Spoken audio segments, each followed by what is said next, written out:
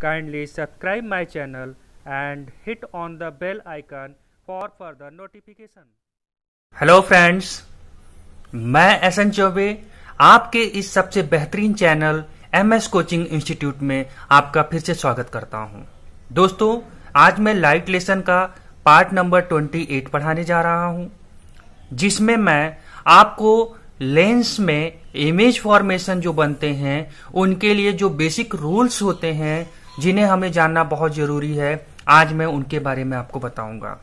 Video को आखिरी तक देखिएगा और डेफिनेटली आपको अगर ये रूल समझ में आ गया तो जब हम कॉन्वेक्स और कॉनकेव लेंस में अलग अलग पोजीशन पर ऑब्जेक्ट को रख करके इमेज के नेचर की स्टडी करेंगे तो वो आपको बहुत अच्छे से समझ में आएगा।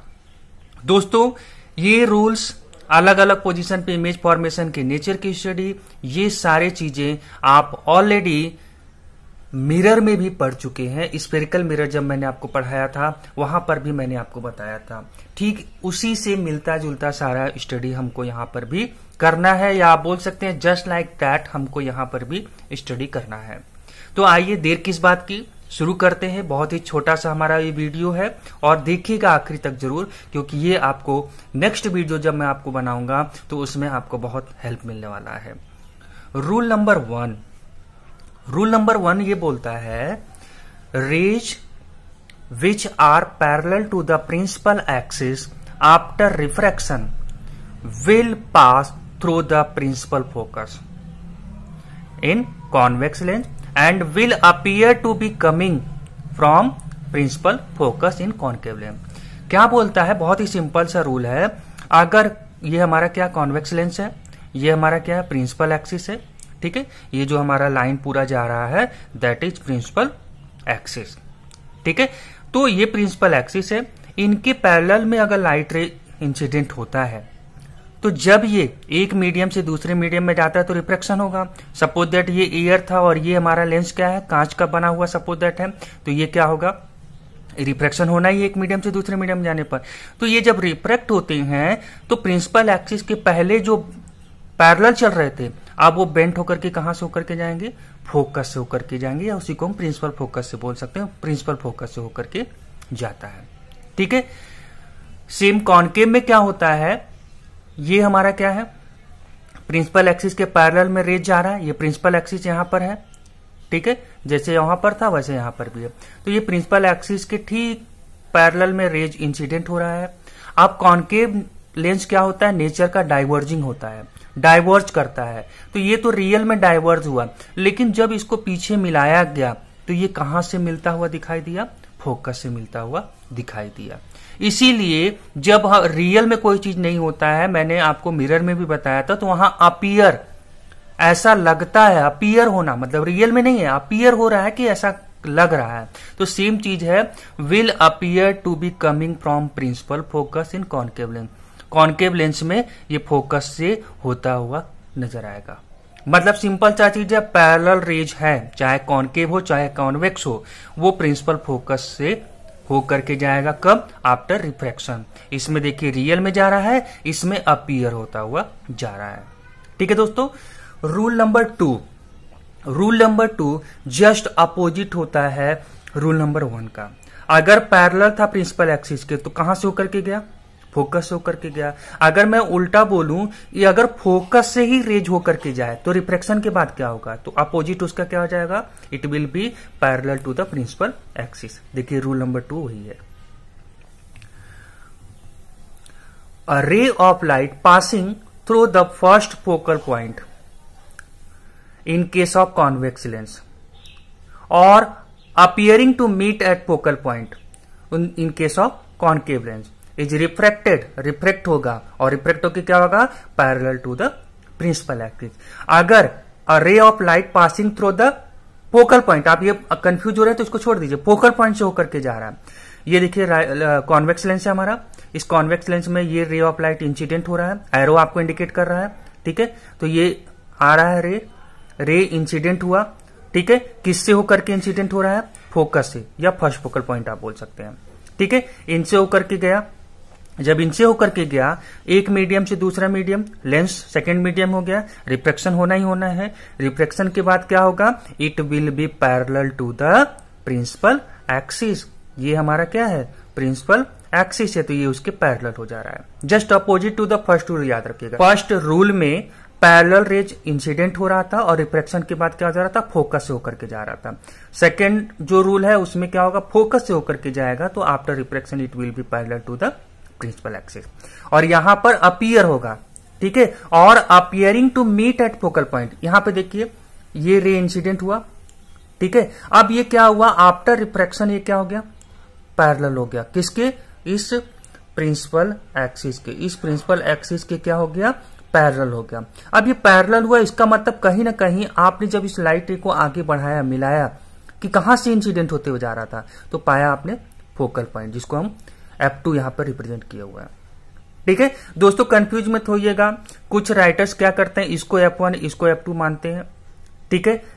कुछ राइटर्स क्या करते हैं, इस केस में जब कॉन्केव आता है तो इसको F2 कर देते हैं, इसको F1 कर देते हैं।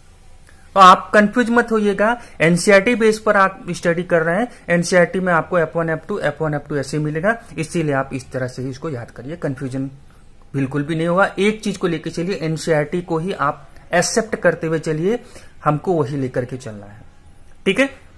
तो जब ये appearing to meet at focal point, देखिए ये आया, रियल में तो इधर पैरेलल हो गया, लेकिन इसको मिलाया गया तो कहां से होकर के गया, अपीयर हो रहा है, ऐसा लग रहा है कि यार फोकल पॉइंट से ही होकर के जा रहा है, F2 से, इन केस ऑफ कॉन्केव।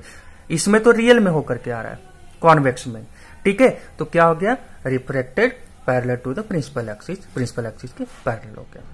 इतना तो समझ में आ गया। रूल नंबर थर्ड जो लास्ट है और बहुत ही इजी है। रूल नंबर थर्ड बोलता है, a ray of light passing through the optical centre emerge without any deviation after refraction. जब रे ऑफ लाइट क्या होती है, ऑप्टिकल सेंटर, ये ओ जो है, मैंने इसके पिछले जो वीडियो बनाया था लेंस से रिलेटेड जो इंपॉर्टेंट टर्म्स होते हैं उसमें मैंने बताया हुआ था, और उसमें मैंने ये एक्सप्लेन भी किया था कि जब भी ऑप्टिकल सेंटर से होकर के जाता है तो क्या होता है। तो ये जो central point of the lens होता है उसी को ऑप्टिकल सेंटर कहते हैं, या geometrical centre of the lens जो होता है उसे ऑप्टिकल सेंटर कहते हैं। तो जब रे ऑफ लाइट इनसे होते हुए जाता है तो रिफ्रैक्शन, एक मीडियम से दूसरे मीडियम में जाते रिफ्रैक्शन होना चाहिए, बट ये रिफ्रैक्शन के थ्रू बिना डेविएट हुए सीधे सीधे निकल जाता है, चाहे कॉनकेव हो चाहे ये कॉन्वेक्स हो। ये कॉन्वेक्स हमारा हो गया, कॉनकेव में भी देखिए सेम वही चीज हो रहा है, ऑप्टिकल सेंटर से होते हुए सीधे सीधे निकल जा रहा है। समझ में आ रहा है, इमर्ज विदाउट एनी डेविएशन, मतलब बिना कुछ डिफ्लेक्शन हुए, बिना टेढ़े मेढ़े हुए, बिना डिस्टर्बेंस हुए, सीधे सीधे क्या हो जाते हैं, निकल जाते हैं। यही 3 रूल है सिंपल सा। आपको आगे जब मैं अलग अलग पोजीशन पर ऑब्जेक्ट को रख करके कॉन्वेक्स में और कॉनकेव लेंस में स्टडी कराऊंगा तो ये रूल का बहुत ज्यादा यूज होने वाला है, इसीलिए मैंने ये वीडियो सेपरेट आपको बनाया हुआ है, ठीक है दोस्तों। ओवरऑल अगर मैं समरी की बात करूं, यहां पर मैंने समरी भी लिख दिया है ताकि समझने के बाद एक शॉर्ट माइंड में बहुत सिंपल सा रखना है। Rays parallel to the principal axis, अगर इंसिडेंट रे प्रिंसिपल एक्सिस के पैरेलल है तो रिफ्रैक्शन के बाद क्या होगा, सिंपल सा याद करिए क्या होगा, it will B pass through the focus, focus से होकर के जाएगा। सेकेंड रूल इसका अपोजिट होता है, अगर rays pass through the focus, इसका उल्टा, तो क्या हो जाएगा, इसी का अपोजिट हो जाएगा, it will become parallel to the principal axis. और थर्ड वाला तो बहुत इजी है कि rays passing through the optical centre, तो क्या होगा, it will emerge without deviation, बिना डेविएट हुए, बिना टेढ़े मेढ़े हुए, सीधे सीधे निकल जाएगा। तो आई होप कि आपको ये छोटा सा टॉपिक बट बहुत ही इंपॉर्टेंट, कहते हैं ना किसी भी चीज को छोटा नहीं समझना चाहिए, और कॉन्सेप्ट जो क्लियर करने की बात की जाती है हमेशा, तो ये कॉन्सेप्ट है, इनके बेस पर हम अलग अलग पोजीशन पर ऑब्जेक्ट को रख करके जब इमेज के नेचर की स्टडी करते हैं तो हमें ये बेसिक कॉन्सेप्ट क्लियर होना चाहिए। अदरवाइज आप पूरी तरह से कॉन्सेप्ट को क्लियर नहीं कर पाएंगे, आप रट लेंगे लेकिन कॉन्सेप्ट क्लियर आपका नहीं होगा। तो आई होप कि आपको काफी सेटिस्फेक्शन मिल चुका होगा और आपको ये टॉपिक बहुत ही इजीली समझ में आ चुका होगा। तो अगर आपको मेरा ये वीडियो पसंद आया, मेरा टॉपिक आपको पसंद आया, तो मैं आपसे रिक्वेस्ट करूंगा कि आप मेरे इस वीडियो को लाइक करिए, लाइक करने से हमें एनर्जी प्रोवाइड होती है, हमें सेटिस्फेक्शन मिलता है, हमें लगता है कि हमारे थ्रू जो प्रयास किया जा रहा है वो कहीं ना कहीं सही डायरेक्शन में जा रहा है। और अगर आपने अभी तक इस चैनल MS कोचिंग इंस्टीट्यूट को सब्सक्राइब नहीं किया है तो प्लीज आप उसे सब्सक्राइब कर लें और इस MS कोचिंग इंस्टीट्यूट के फैमिली में आप ज्वाइन हो जाएं। मैं आपको बहुत ही वेलकम करता हूं, आप प्लीज इसमें ज्वाइन जरूर होइए। और हाँ दोस्तों, औरों को भी जिनको आपको लगे कि उनके भी ये काम आने वाला चैनल है, मैं आपसे रिक्वेस्ट करूंगा हमारे चैनल को उन तक प्रमोट करिए और उनसे भी हमारे चैनल को सब्सक्राइब करने के लिए जरूर कहिए। Thank you so much.